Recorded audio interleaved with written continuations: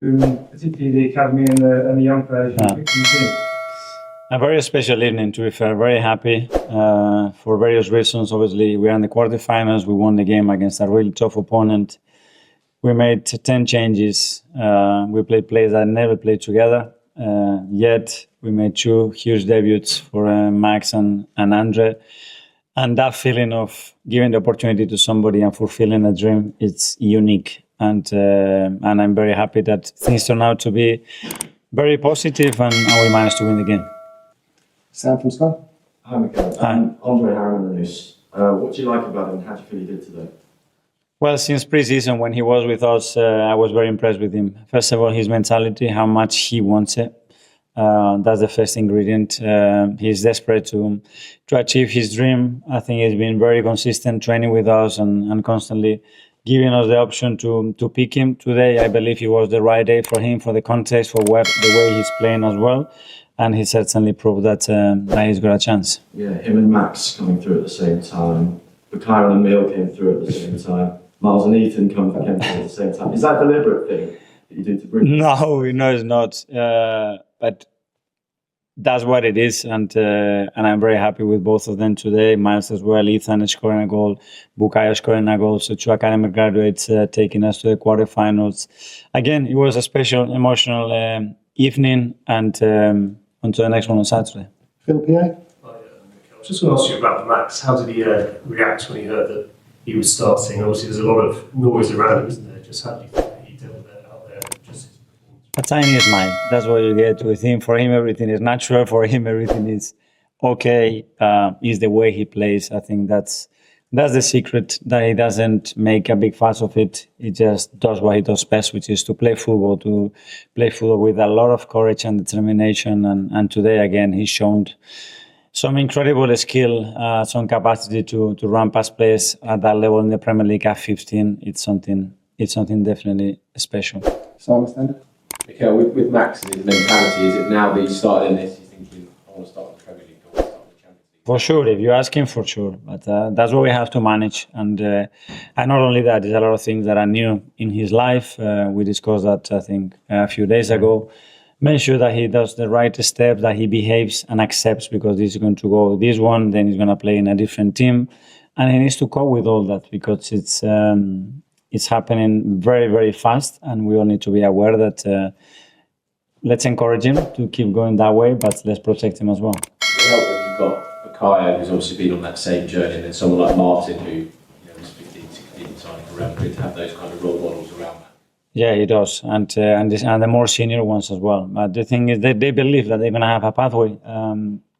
If they earn it, it doesn't matter how you called, you're going to get a chance, and they know that, they believe in that, and they really want it, which is the most important thing. Jordan, Sam. Okay, it was a positive result, but a tough first half at times. Yeah. But so I don't think anyone would have blamed you if you decided at half time, okay, let's take Max off, let's take Andre off, just protect him. So why didn't you? What did you see before you know what they need to go through this way? Because it wasn't nothing to do with them. It's some very sloppy giveaways that we did give in very dangerous areas, and we didn't apply 2 or 3 rules that we always have in second phases, for example, and we could have been punished. Kepa made a brilliant save. They missed another big chance, and that's it. Was more the feeling that we were a bit struggling. But to be fair, I expected that when you make 10 changes and you put players that they never played before, some of them they haven't played much as well. This season, you have to gamble. But I was ready to take that risk, and in the second half, I thought, okay, we have to start the next 10, 15 minutes in a different way. We certainly did that, and I think the game shifted momentum. Hi Miguel, some say you've got the best defensive pair in the world in Saliba and Gabriel, but Mosquera and Hincapié today pairing, they were pretty good. Very good. I think those two are going to complement each other really, really well.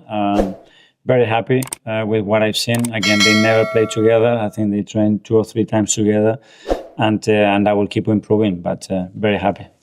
Yes, and Daniel. I'm Mikel. Obviously, 10 changes tonight and you guys made it through. Do you think the fact, obviously, especially first half, there were tricky moments in that period, but the fact you've got through, do you think that reflects that across all the competitions this season, that you guys have the depth to perform all the competitions you play? it's going to make us stronger because, again, as your colleague suggested, the easy thing maybe is to do some changes in that moment. And I really believe in them. And we could adjust a few things and be better, improve certain. Arteta's delight. Arsenal's thrilling triumph over Brighton lights up the EFL Cup. In the electric atmosphere of the Amex Stadium, Arsenal's young guns fired on all cylinders to deliver a resounding victory against Brighton and Hove Albion in the EFL Cup. The Gunners, under the astute guidance of Mikel Arteta, showcased a blend of youthful exuberance and tactical prowess, securing a huge win that has fans buzzing with excitement. For Arteta, this wasn't just another match, it was a testament to the club's bright future. Post-match, Arteta's face lit up with unbridled joy as he addressed the media, his words dripping with pride. "I'm glad because we won against a very strong team," he beamed, emphasizing the significance of overcoming a resilient Brighton side known for their high-pressing, attacking flair. The victory, a dominant display that saw Arsenal's academy talents shine, marked a pivotal moment in the competition, propelling them deeper into the tournament with momentum on their side. But Arteta reserved special praise for the unsung heroes of the night, the young lads introduced into the fray. With injuries and rotations testing the squad's depth, the Spaniard turned to his promising prospects, and they delivered in spades. "I congratulated the effort of the young lads introduced to the game," Arteta said, his voice warm with admiration. "They showed incredible character and quality under the lights."